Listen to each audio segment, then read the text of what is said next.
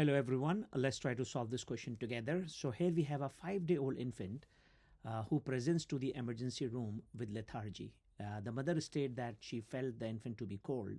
The temperature in the ER is 35 degrees Celsius. The labs are drawn immediately, which are shown on the right side of the screen. The IV fluids were started.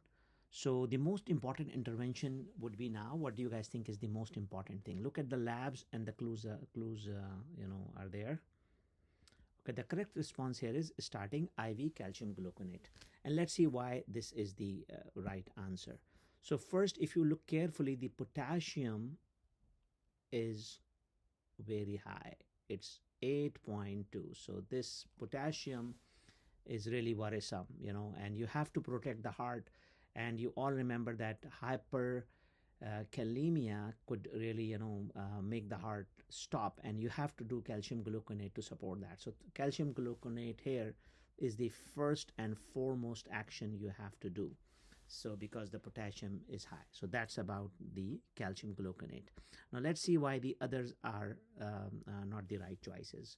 So giving sodium bicarb infusion, looking at the base deficit, it's minus 14.1, and also there is acidosis. You see that 7.28, but it's not that bad because the body has compensated for it by blowing out more CO2. So you see 7.28 is not that bad. So bicarb infusion is not really indicated right now. What about starting phototherapy? We have to look where the bilirubin is. So if you guys see here, the bilirubin is 14.4 on a baby who is 5-day-old.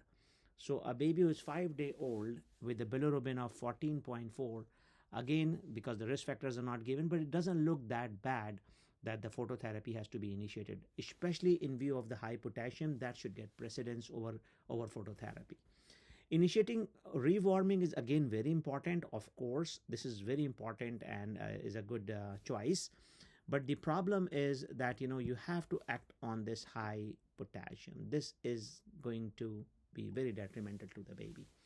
So again, the idea about this question is to make sure that you appreciate the lab values and don't ignore, potassium. Many times in neonates, we feel that, this is probably a holistic or a hemolyzer specimen. But if the baby is presented with hypothermia and baby has acidosis, as you see there, and babies requiring respiratory support, this is most likely true. And also, if you see, another significant finding is the lactate, which was very high. So that's why it's very important not to ignore the lab values and look at in reality. So again, this is an article that discusses the impact of hypothermia on serum potassium. And because hypothermia can lead to rise in the serum potassium level and cause significant hyperkalemia. Now this is the management, and again you guys can follow whatever guidelines your unit has, but calcium gluconate is very important. The first line of action, this is the dose which is given here, and so the good part is that it acts immediately. The other options would be to use the insulin and dextrose drip.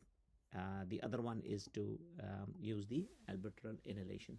The whole idea about these two, the insulin and albuterol, is that both causes the potassium to go inside the cell, so it will decreases the hyperkalemia which is in the serum. So that was the whole idea about using albuterol inhalation and insulin with dextrose. The idea about using insulin with dextrose is that you don't want hypoglycemia as a side effect of insulin. So we always use insulin in hyperkalemia with dextrose.